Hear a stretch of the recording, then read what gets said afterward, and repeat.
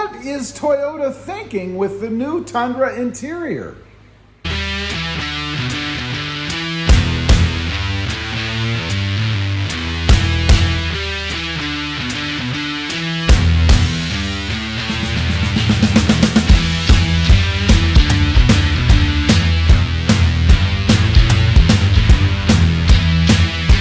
Good morning, everybody, and welcome back to Rob Motive FST. And if you haven't seen yet, Toyota, of course, revealed the new 2022 redesigned Toyota Tundra. But the more I look at these pictures, I ask myself, what is Toyota thinking with the new Tundra Interior? First of all, the armrests. We have a new center console. It has two pads down the side, with an area in the middle, I guess, where you can put stuff. I've heard there's a tray you can slide back so you can put tall bottles and stuff in there. I don't know. But what I'm talking about are these thin pads that go down each side for your right arm or your left arm if you're sitting on the other side. Now, maybe if you're a skinny 8-year-old, that would be good. But I don't know too many 8-year-olds that are allowed to drive Tundras. You know, I'm not the biggest guy in the world at 5'9.5", but I'm not the smallest guy either, and it just looks to me like there's not enough room there to comfortably rest my arm, first world problem, when I'm out cruising around in my brand new Tundra. And think about those bigger fellas. You know, if you're one of these 6'5" guys with arms this big and forearms this big, you might not be comfortable. What are they thinking? It should be just a flat pad all the way across, or at least about double the size that they're giving us now. Did they actually make that center console more narrow? And that's why they've squeezed the arm pad so you could have that center part? Looks like they made the center part bigger to me. Next up, the Lazy Boy recliner seats. What? I mean, did they contact Lazy Boy and say, hey, we need you to design some new seats for our Tundra, just like they ran to Best Buy and grabbed all those screens? I don't know. I'm looking at the pictures and I see these great big giant square seats. Now, I'm all for nice, luxurious, comfortable seating, right?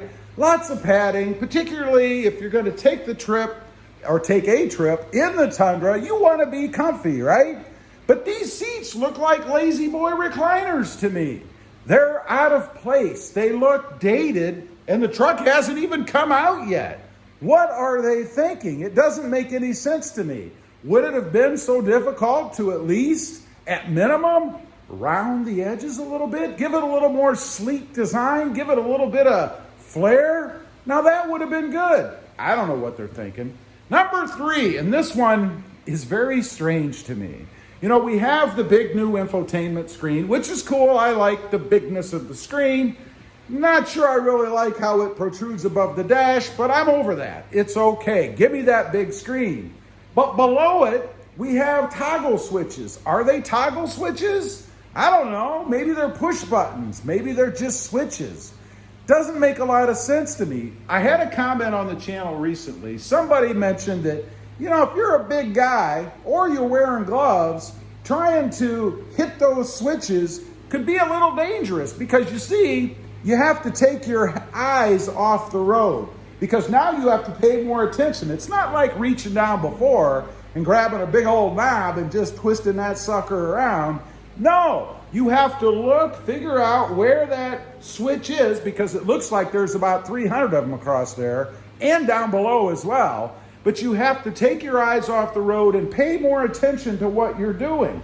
I thought Toyota was all about safety. Isn't that why they took the armrest out of their trucks? Not the armrest, the grip, the grab handle. Isn't that why they took them out? They put it back in now, so I guess whatever problem they had before is either forgotten about or it's just too much pressure from the public. I don't know. Those switches are nuts. Give us back our knobs, at least a couple of them. Number 4, what I'm calling the glove box leather ledge. This is the strangest thing. If you look at the truck, you can see to the right of the center stack area, there's this leather ledge. It's like they didn't know what to do with it, so they just put this ledge in there. What a great dust collector that is. Something else to just have to screw around and clean in a truck. And it looks out of place to me. Certainly they could have utilized that space for something else. Maybe even opened it up and just gave us a ledge to put stuff in. I don't know. But it's this long leather ledge for no reason. They should have given us our glove box back. Remember when the Tundra had that upper glove box? That was awesome. Why didn't they put that in there? I mean, if they didn't have anything to do, and apparently they didn't, that's why they just put this leather covered or leatherette, who knows, vinyl surface across there. It's hideous. I don't like the way it looks, and I don't like the useless waste of space. Give us our second glove box back. Who knows? Maybe they didn't disclose it. Maybe there's a little switch under there and it pops up. I doubt it, but wouldn't that be nice? We can dream, right? Number 5, and this one I find a little bit mind-boggling. You know, all over the truck, it tells you all kinds of things. You know, TRD Pro, Toyota Tundra, don't step here, don't look there, all kinds of verbiage. And now, inside the truck, right above that useless leather ledge, we have Toyota spelled out. You know, the same letters, it looks like, what they used to put across the front of the TRD Pro grill. Maybe that's why they did it. It's kind of a throwback, a throwout, a mention to bring back a little bit of that TRD Pro, the old style, back to the Tundra. It just looks funny to me. You look at that, and right there glaring in the truck, it says Toyota. Like we didn't know it was a Toyota. Like I said, it's all over the outside of the truck. All you really have to do is look. And you probably know what you bought. I assume you know what you're riding in. You know, and if they're looking for advertising purposes, you know, like the dealerships do. When you go to buy a vehicle from the dealership, first you get that little plate holder thing that has all kinds of googly glop on it, advertising the dealership. And then, that's not enough. They have to go ahead and slap some gigantic sticker on your paint, of all places. Adhesive on your paint. Advertising their dealership. In case you didn't catch on, I'm not a big fan of that. I usually rip those off before I even leave the dealership. You know, when I bought this truck here, it's funny. I went in to look at it. It had just come off the truck. It didn't have any of that stuff on it. They brought it up front. They parked it up. They washed it. They did all that stuff. And then I look at it while I'm waiting for, you know, the finance guy, the papers, the signing, all that junk.